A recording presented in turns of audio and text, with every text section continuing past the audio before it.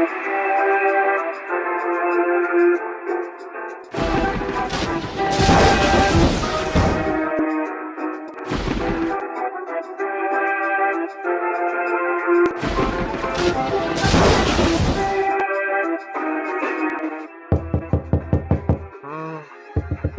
the hell?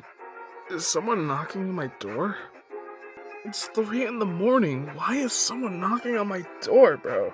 I knew this neighborhood had some sketchy people in it, but what the hell? I just want to go to bed. Whatever. I bet they'll leave eventually. I'm going back to bed. 20 minutes later. Fine! Fine! I'm asleep. I gotta be up early tomorrow. I gotta play more Sonic games. Oh, me. Gotta make sure my house doesn't blow up, man. Hello? Wait. I swear, I just heard the door knocking.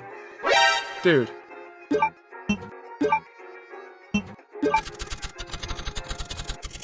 Did someone ding-dong dish just to give me a weird ROM of Sonic 1? I've played these games before! Like, whatever. I'll deal with it in the morning. I'm going back to bed.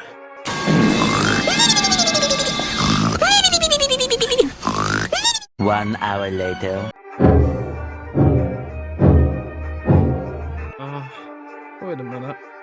That sounded a lot closer than it was last time.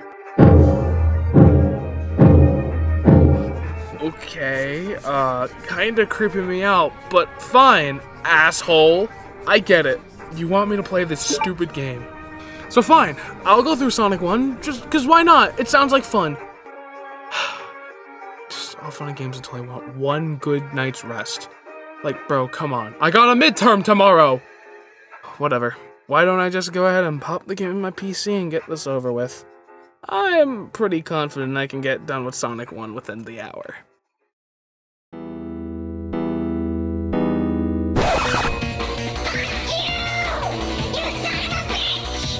Alright, so how about we give a little bit of background?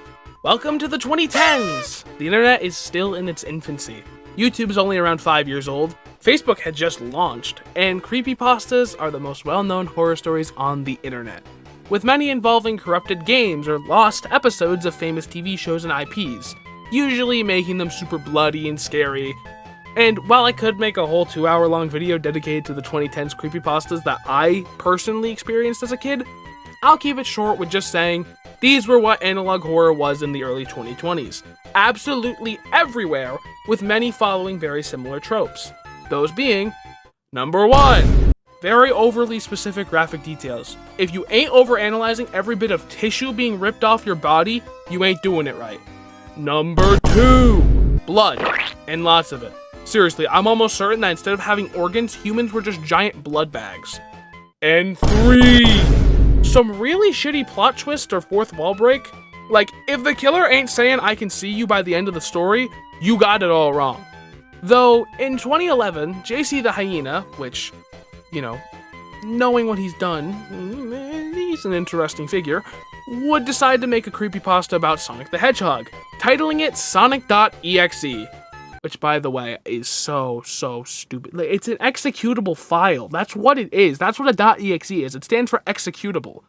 Every, game you play is an exe file. So, it makes no sense to call it Sonic.exe. Whatever. Why don't we just give this a read? That was by far the most by-the-books horror story I've read ever. But to give a quick summary, hi, my name's Tom, and I love Sonic. And while I like the modern stuff, you can never go wrong with the classics. Hi there, I'm Sonic the Hedgehog. What's that? My friend sent me a weird copy of Sonic 1 and wrote a note asking for me to destroy this thing and, to help it stop from spreading further. You think I'm really gonna do that? Yeah, right, stupid. Let's play some Sonic. Though hey, I think the title screen's messed up, and why am I playing as Tails? Oh, he's dead. Yes, it's Knuckles time. Oh, he's dead. So, Eggman, got any... Why am I even surprised? Wait. Sonic doesn't kill people. Why is he being so mean? Whatever. I'm gonna go to... Just really stupid ass choices made through the entire story.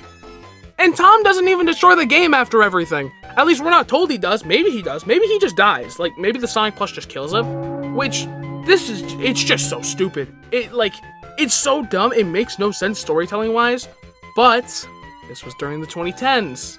People thought this story was pure evil and fear, which, looking back, I don't know how we got this far. Granted, most of them were probably children.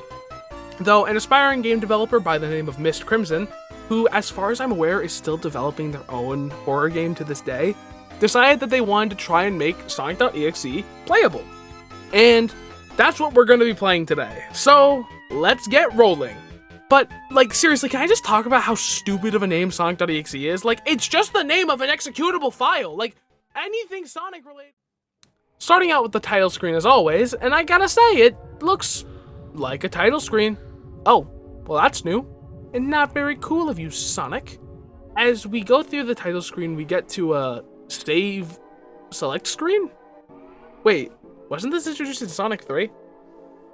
Whatever. Let's just hop in with Tails as we enter Hill.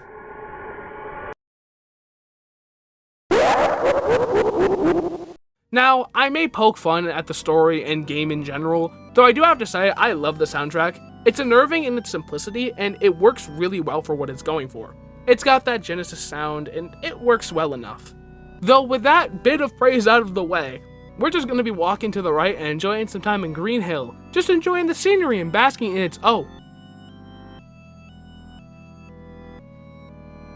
that's not meant to happen. I didn't even know that the Sonic one had blood assets in it. Oh no. As we keep moving forward, more and more dead animals appear, until we finally meet face to face with the main man himself, Sonic the Hedgehog. And he's having a bad day. So he decides to make us almost go deaf! Genuinely, I was playing this with a friend as a fun joke in the start of October, and me and him were both in physical pain because of how loud the static was. Even after I used my computer's audio mixer to lower it to 10%. Though, Sonic asks if we'd like to play with him. Well, you did almost destroy my hearing, so you're on thin ice, pal. As we teleport to Angel Island engulfed in flame, Tails lets us know that we gotta go! We gotta go, baby, to the right! Because that's all this game is. But yeah, we're gonna travel to the right. Yeah, it's, normal kind of stuff, exploring the burnt remains of Angel Island until Sonic tries to catch up to us and destroy my hearing once again, because just why not? I don't need to hear anything. And as he begins to chase Tails, he'll eventually reach the fox. Tails begins to cry as Sonic appears and decides that this game of hide and seek is over.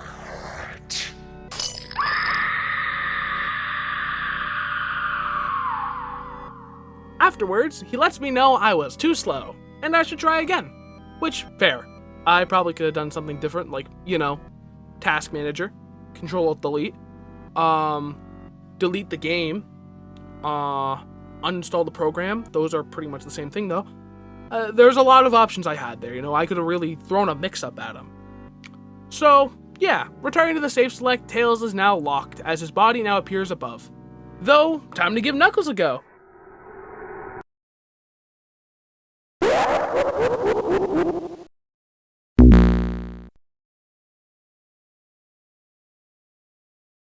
He's kind of my goat. As we enter You Can't Run, which, by the way, is a really weird zone name. It doesn't roll off the tongue like Hill or Hide and Seek.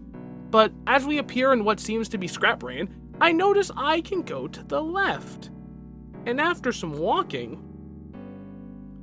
oh yeah, I'm jumping in that hole.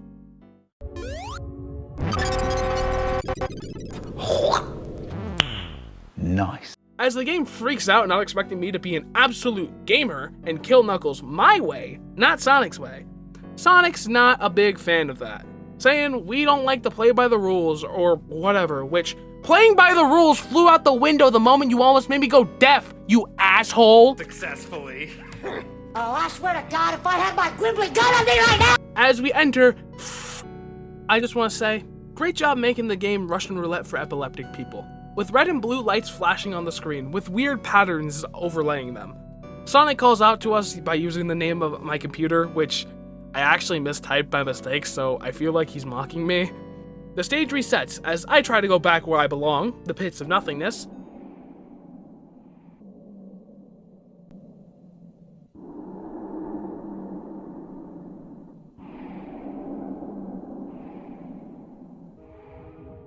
The bastard put an invisible wall!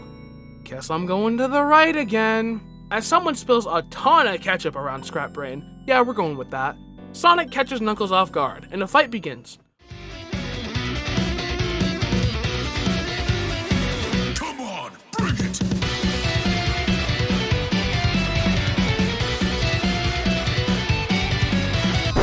Will die at my hands.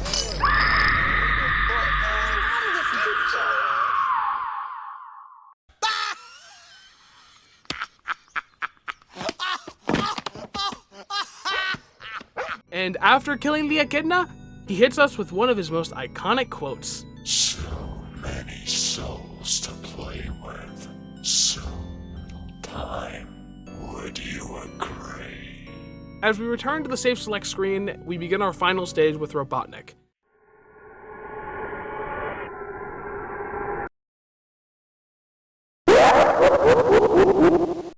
And much like the story, nothing much happens as we go to the right once again and Sonic catches Eggman lacking.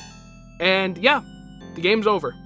Sonic lets us know that he is in fact God, which I never thought of all things God would be an evil anthropomorphic hedgehog. But hey, guess that's what we're going with. As the game ends, we end on a screen which roughly translates to, "There is a way to free ourselves, a spell to reclaim our souls once more. However, we must speak it aloud. Yet when we speak, no sound comes out. We are all deaf. Therefore, failure is inevitable. And I have regretted, until now, entering the bed within myself, with the demon inside me, bound eternally. Soul against soul. Jake Shanley versus Gary Lee Crook. Ambition is overrated." And that ends Sonic.EXE. And wow, how spooky! Really got me jumping in my boots. Though only because genuinely almost went deaf. Like, seriously, this audio mixing is absolutely awful. I couldn't believe it when playing, though I guess that's the game. And luckily my ears survived another day. And I don't have much more to say besides, well, yeah. I don't really know. I guess let's roll credits. Sounds like fun. So, I don't think I could even begin to do justice for the legacy of Sonic.EXE, and what it's done for horror in general on the internet since the early 2010s. It truly is a time capsule from more prehistoric times, and I kinda miss it. You know, even though this game just sucks so much ass, like seriously, I just did this as a fun video for Halloween, but I didn't know that going deaf was gonna be part of my list of fun stuff to do this year. And, you know, I figured, hey, we're talking about every 2D Sonic game. Why not talk about Sonic.EXE? It just makes sense. And again, this game may suck like absolute ass. The scares are cheap, they don't work. Seriously, they feel like some kids saw blood and going deaf, and that equals scary. Which, don't get me wrong, going deaf is scary, but not scary for the right reason, you know? Like, and the gameplay is literally just walking to the right. There's nothing else you do. Well, you can technically punch with Knuckles, but like, it means nothing, you know? It doesn't matter. The game is ass, like just straight up. But it doesn't take away from the impact of seeing this for the first time as a kid. Like, no joke, I was in about 3rd grade if I remember correctly. Actually scared the living hell out of me. And while it's not directly related, I remember being terrified of my Tails plush. So much so that in the 3rd grade, I threw it under my bed to make sure I never had to see it. I kept it down there for literal years, by the way, found it in like 5th grade and said to myself, why did I do this? So, am I gonna rank this game on the tier list? Obviously not. Like, you know, just, it doesn't make sense. This is not a Sonic game. But to humor it, if I were to put it on the tier list, I'd probably give it a D tier. Now, you may be saying, oh, why are you giving it a D tier? Or, well, D rank, and not an E rank. The only reason why is because of how many people I've seen how many videos I've watched of people turning this character and this concept into amazing fan games that truly, you know, really go the extra mile, right? I'm probably going to throw a couple up on screen now. I can't think of any off the top of my head besides like Sonic.EXE. I forget a couple of them. There's a couple that I'm thinking of. Obviously, stuff like Outcome Memories, for example, on Roblox is really fun. Sonic.EXE The Disaster, God rest its soul. Disaster 2D Remake was also really fun when I played it. There's a lot of great stuff that comes from this character and his legacy. Because as much as it's like, oh, it's funny, blood-covered Sonic, and he's killing his friends, like, that's not scary. At a time it was. And I want to kind of circle back to that point. The old internet is, like, it's gone, obviously. But I think looking back at these past moments and seeing what was so scary back then and looking back at it now, it feels so weird. Like, I mentioned it during, like, the part where I'm talking about Sonic.EXE, kind of giving like the background of it. But creepypastas really are like the analog or like digital horror of nowadays. And I guarantee you that in 10 years time, 5 years time, somewhere like around there, we'll look back on the things we see as scary now and we'll say that was nothing compared to what we have nowadays. You know, it's very interesting to see how Sonic.EXE and as well the entire kind of classic creepypasta theming of the 2010s internet held up nowadays, because to be honest, most of the stories did not hold up very well. But that's enough of me rambling. I don't want to leave you guys here any longer. You know, I'm kind of done with all my stuff. I gotta do my plug. So while we're here, if you want to quickly, you know, I ask to like, comment, and subscribe. Apparently liking the video helps it a lot in the algorithm, and same goes for commenting. So I would really appreciate it if you guys would take the time to comment and like. Also, I want to thank the members so much for their continued support on the channel. If you'd like to join, we got 3 levels each with their own pricing and rewards respectively, which should be appearing on screen right about now. As well with the 2 members, Nix and Foxy, the 2 that helped me out a ton. They've been around for a long time. And seriously, without them, these videos would take a bit longer and would be a lot more draining to do. Though, with all that being said, if you have anything you think I can improve on in my next video, be sure to let me know. I'm always open to feedback. My name is Landon, and I've done all my stuff for today. Thank you all so much for watching. Have a great night, always be yourself. And of course, happy Halloween. Yeah, I think I'm just gonna go ahead and head to bed. Oh my god!